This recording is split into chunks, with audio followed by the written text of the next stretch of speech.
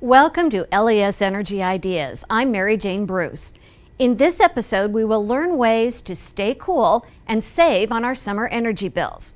We'll also learn tips to help keep ourselves and others safe as we enjoy the warmer weather outside. Later, we get an update on the Lincoln Cares program and how $1 a month can really make a difference in our community. And lastly, LES is celebrating its 50th anniversary this year, but it's also celebrating another milestone. This is the 10th year LES has been recognized as a Treeline USA utility by the Arbor Day Foundation. We'll learn the steps taken to achieve this distinction. Stay tuned. We'll be right back after this brief message. Here's another money-saving tip from Lincoln Electric System. Hi, this is Ryan, the host of Save Money, Saving Energy, brought to you by Lincoln Electric System. And I'm here with my friend Jay Stoa, who is an LES energy representative. We are here with my favorite household appliance, the refrigerator and freezer. Now, Jay, when I was growing up, my dad used to always tell us to close the door instead of standing there trying to decide what we're going to eat. Besides that, what are some other tips that people should know about the refrigerator? Well, obvious things are going to be temperature settings. So in the refrigerator, you want to keep it anywhere between 36, 38 degrees. Okay, what about the freezer? In the freezer, you're probably going to be looking about 0 to 5 degrees. All right, well, what can happen if temperatures are set too cold? Well, if you set it in lower than those temperatures, of course it's going to run a lot more, and then you're going to be spending a lot more to refrigerate your goods, which you don't necessarily have to. Gotcha. Now, I've noticed that there's some ice buildup in my freezer sometimes, and a lot of times I just chip it off and use it for my beverages. But what else should I be doing instead of that? Well, anytime that you have ice buildup, say over a 1/4 inch, you probably want to defrost that, because that ice buildup will make the freezer work harder than it needs to. Okay, and you also want to make sure that you don't leave your remote control in the freezer. Somehow I tend to do that. Now, one last thing, Jay. My father-in-law, he has a refrigerator in his garage. Is that a good idea? Actually, no, that isn't a good idea. Think about during the hot summer months, 90, 95 degrees, trying to keep the temperature of that refrigerator. Once again, it's going to work harder than it needs to. Okay. So I recommend it in a conditioned space. Okay, well, I recommend you be the one to tell him that. All right, thanks a lot, Jay, and thank you guys for watching. Check us out at les.com for even more tips on how to save money, saving energy. If I can do this stuff, you certainly can. I'm Ryan, he's Jay. We'll see you next time.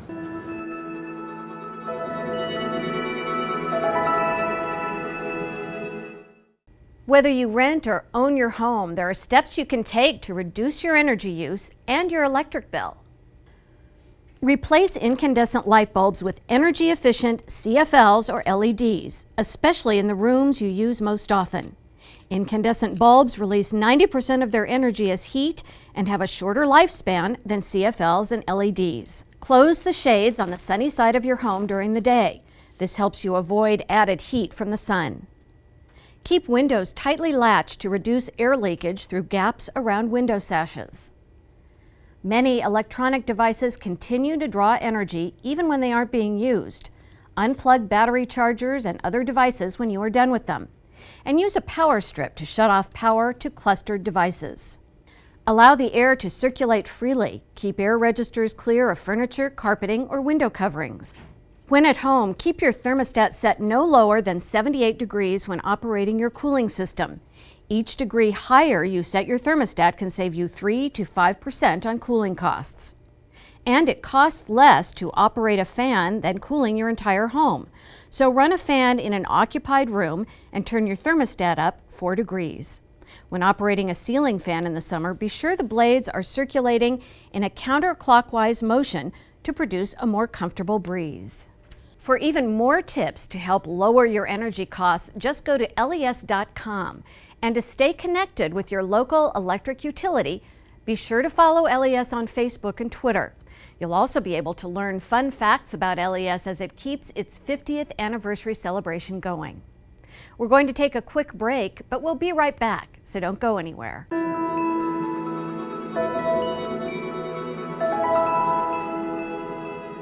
Hi, this is Ryan with LES's Save Money, Saving Energy. Did you know that proper insulation levels can help reduce your heating and cooling costs? You can check your attic insulation level with this very advanced high-tech tool called a ruler. Make sure you have 14 to 16 inches of insulation for maximum energy efficiency. It'll help reduce drafts and allow your heating and cooling systems to not have to work so hard. Think of it as saving money by the inches, $1, $2, $3, you get the idea. For more ways to save, visit les.com today. See you next time.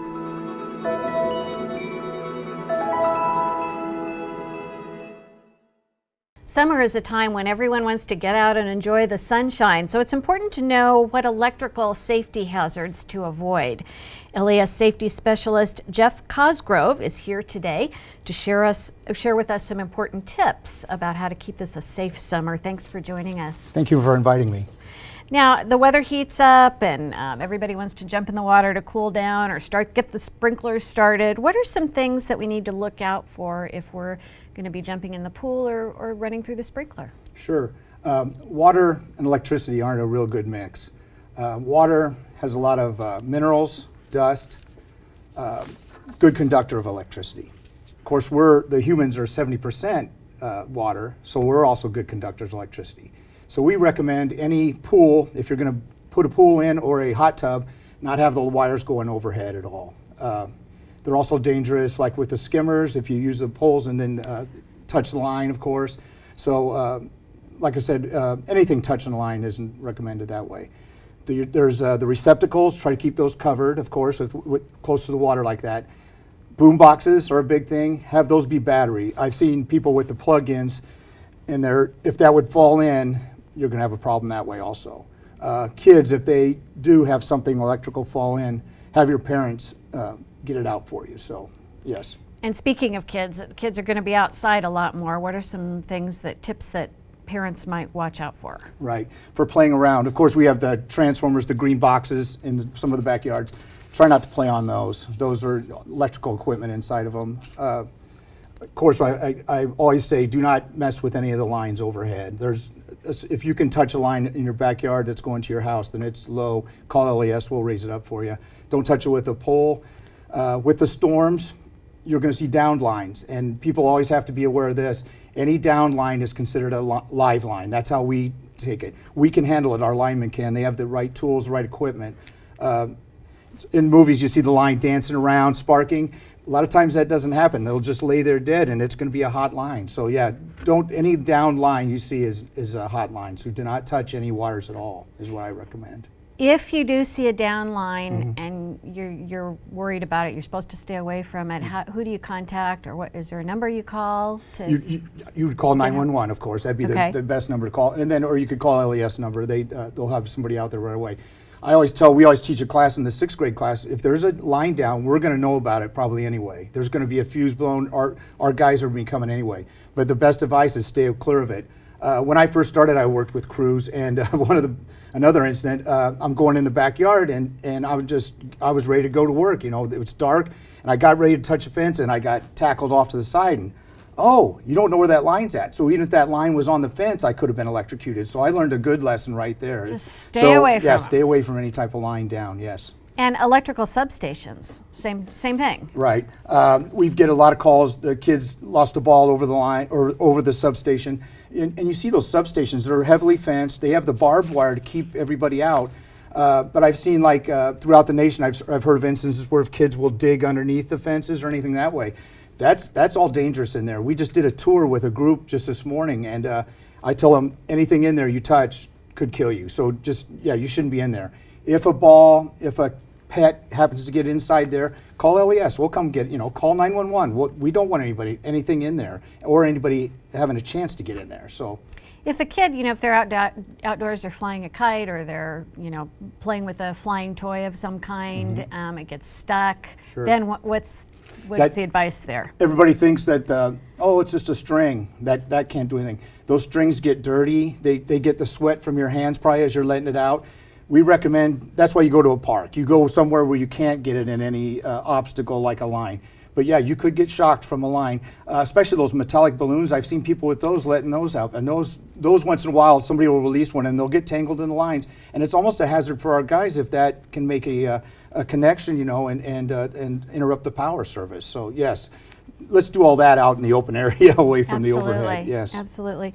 Now, what about utility poles? I know kids like to climb trees. They probably like to try to climb utility poles. Sure.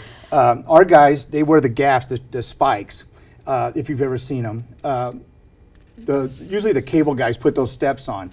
Do not climb up a pole because right above you is all electrical equipment that way. A big hazard we have with the linemen, which people don't realize, is when they put their postings on there with nails, staples. That's kind of a hazard to our guys because they're climbing past that, you know, and they have their bare legs, you know, the jeans getting caught or something that way. So on the same line, if I may, our linemen, the first Saturday at the state fair every year, they've been doing this for the last 4 years, they have a lineman's rodeo, and it's for all the Nebraska linemen. It's August 27th this year. And I encourage everybody, if they want to see these guys go out and climb, they do like a mannequin rescue, like somebody's been hurt up in the air, they'll go up and climb up there and then get them down safely. They do different construction projects. You get real close, a good view of what our guys do, which is dangerous work, but it's interesting also. A lot of times people are away when we're in their backyards working, or in a storm, it's dark, you can't see. This way, this gives you a great opportunity to see everything that those guys do. So they have skills. Oh yes, sounds very like. much so. Okay.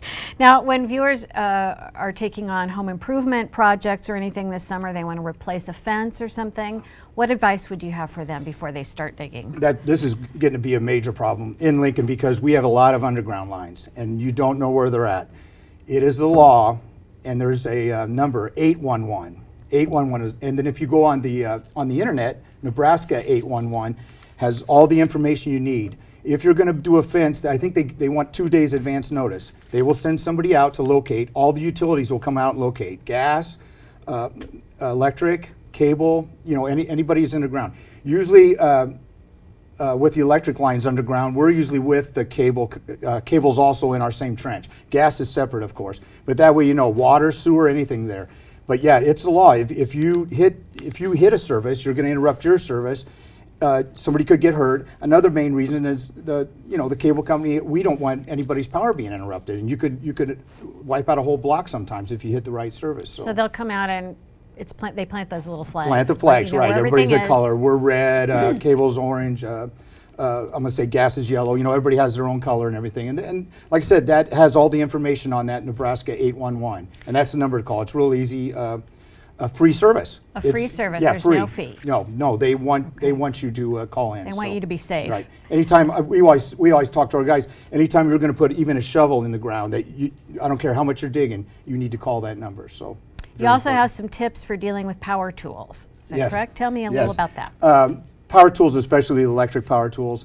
I see a lot of people. They take the guards off of them, the safeguards. Those are on there for a reason. I always think of myself when I'm trimming with bushes and I have that long cord. It's always, once in a while you'll hit that cord accidentally. So you have to be careful of that. Make sure extension cords aren't all frayed, and we call them Band-Aids, you know, the electrical tape covering up the damaged parts. Go buy a new cord, because it's like a Band-Aid. Don't work in the rain. That's always, I see some people like today, it's kind of sprinkling. I wouldn't be out there with an electric tool, you know, doing your work. Wear the right equipment. Like if you mow, I always wear the safety glasses. I make sure I have the right footwear.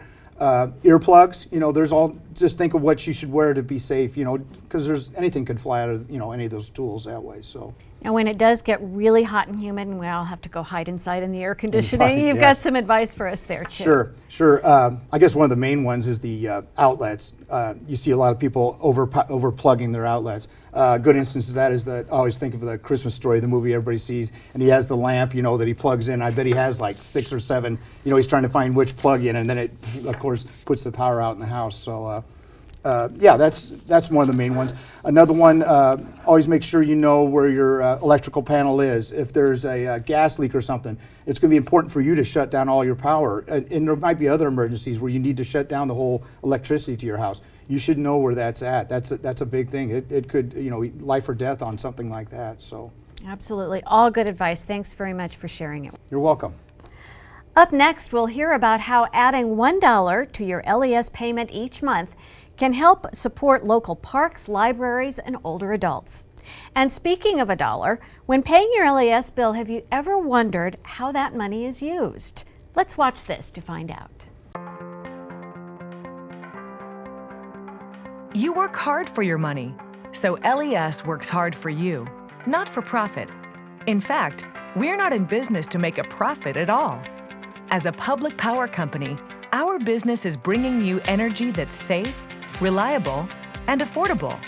After all, you're not just a customer, you're an owner. When you pay your LES bill, every cent of every dollar goes to keep the power flowing, because that's what we're entrusted to do. Here's exactly how each dollar is divided up. 58 cents goes to power costs and the transmission of electricity. This covers the cost of producing electricity and then delivering it to where you live, work, and play. 17 cents of your dollar is used to pay for construction projects, which are essential investments to keep our community's power safe and reliable. 15 cents goes to payroll and employee benefits, which helps us hire and keep talented employees. 6 cents of each dollar takes care of equipment costs, helps maintain poles and wires, and ensures our power plants meet environmental requirements. And the last 4 cents? Because we're owned by you, the public, we make a payment in lieu of tax to local governments. It's our version of property taxes and fees. So that's where every cent of your money goes. We must remain ahead of the curve to continue providing the high level of service our customers depend on. And although our rates are some of the lowest in the nation, sometimes rates do go up, and that's not something we take lightly. This is usually because fuel costs or maintenance needs increase, or due to federal requirements LES must meet. Ultimately, our budget and rates are approved by the Lincoln City Council each year. But behind the scenes, it's the commitment of our staff and board members that helps ensure our rates are as low as possible, with every cent of every dollar going to keep the community powered with energy that's safe, reliable, and affordable. For more than 50 years, our philosophy hasn't changed. We're still local people serving local people, and we're proud to serve you. Get to know us better. Visit les.com. Welcome back.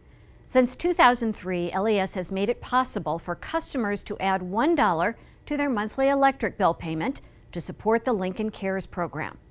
Lincoln Cares is the City of Lincoln's voluntary donation program that provides funds for local parks, families, libraries, and older adults. And when LES customers enroll in Lincoln Cares, the $12 they donate over the year is a simple way to do a little extra to beautify our community and support those living in it. Recently, Mayor Beitler and Lincoln Cares representatives announced the 2016 project and programs LES customer donations will help to fund. Let's take a look. Since its creation in 2003, it has raised $1.4 million through donations, through matching funds, and by virtue of its sponsors. The 6 projects to be funded this year are public pickleball courts,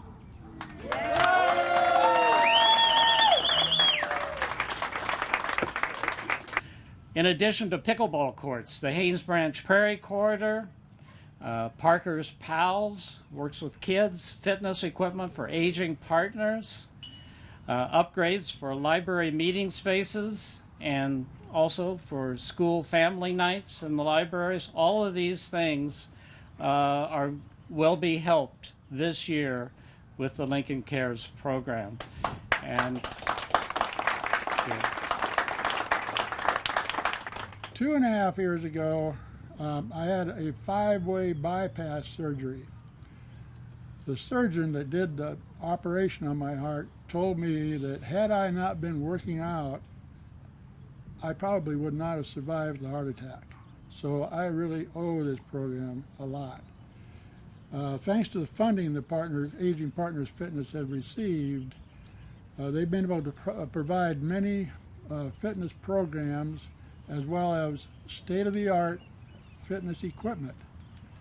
And they've been able to maintain, the seniors like myself have been able to maintain healthy lifestyles through proper exercise and good eating habits. One of the things that we mentioned this morning and is the importance that Lincoln Cares has had in our scholarship program in making sure that low-income youth have access to quality recreation programs throughout the community. About 4 or 5 years ago, we added Aging Partners programs to Lincoln Cares as well as Lincoln City Libraries. And since that time, the Lincoln Cares program has been instrumental in helping library programs reach out to youth across the community, primarily through family reading programs, leading to reading type programs, and then with the aging services programs or Aging Partners programs, it's really been about fitness and helping older adults stay in their homes and really providing quality of life type projects. We saw probably about 100 of our families, and I would say at least 15 teachers that came to our family night. A lot of teachers bring their families with them, so it's a really fun time. Everybody's learning about the services of the library. I brought my own son. We took a tour. I saw things I'd never seen at Bennett Martin. It was great. Everybody had a great time. We were able to just relax, enjoy a meal together, see the library, and I think some of our families that are new to Lincoln, new to the country, this is a great way for them to be very comfortable walking just about a mile up the street from our school to the library and using the services that are there. So we very much appreciate these family nights. One of the things that makes it unique is it's a great example of public-private partnerships. Each project is funded by customers who enroll to donate through LES, but it's also sponsored by matching partners, and we've had grant funds, we've had other matching partners that might be foundations, corporate sponsors, neighborhoods, and sometimes these projects also help us to leverage other funds through other grant programs that we seek out. We also have 5 media sponsors that provide in-kind advertising and promotion, so it's truly a community-based program. If your Lincoln Cares donation is not already part of your monthly LES bill, it's simple to enroll. Visit LES's website at les.com/LCDonate or give LES a call at 402-475-4211. You can mail a donation of any amount to the Lincoln Parks Foundation, 2740 A Street, Box 201, Lincoln, Nebraska 68502. Make checks payable to Lincoln Cares. Or you can make a one-time donation online at the Lincoln Cares website, lincolncares.org. For more information about Lincoln Cares and photos of the projects LES customer donations have helped support, visit lincolncares.org. Let's take a quick break, and when we return, we'll learn how LES's vegetation management program is about more than just trimming trees. Here's another money-saving tip from Lincoln Electric System. Hi, I'm Ryan, your host for Save Money, Saving Energy, brought to you by Lincoln Electric System. And this is Jay Stoa. He's an energy representative from LES. And Jay and I are out here among some of Mother Nature's best energy conservers, these big, beautiful trees. Jay, I noticed that these trees in this yard are hanging right over the house here. Is there a good reason for people to do that? Actually, I think when these trees were planted, they were probably thinking about the summer heating aspect. This is a south-facing house, so these will provide great shade during the summer months to reduce that heat gain through the sun coming into the house, so it's going to reduce your cooling costs. Great, and they also provide habitat for squirrels who will pay you back with lots of acorns throughout your yard. Now, what about in the wintertime? Well, of course, what's going to happen in the fall, the leaves will fall, and in the fall, the leaves will fall. Oh, I see. Yeah. So now we're going to bring in this free heating through the sun, which is going to help heat the house and is going to reduce the heating costs. Okay, so it reduces your costs both seasons of the year. Exactly. So in a way, you could say that money really does grow on trees. You see what I did there? It does. Yeah, okay. All right, well, that about covers it. It's as easy as that. Just plant some trees. Even I can handle that. And you can save money and save energy. Visit us at les.com for even more great tips like this. And if I can do it, you can definitely do it. I'm Ryan, he's Jay. Thanks for watching.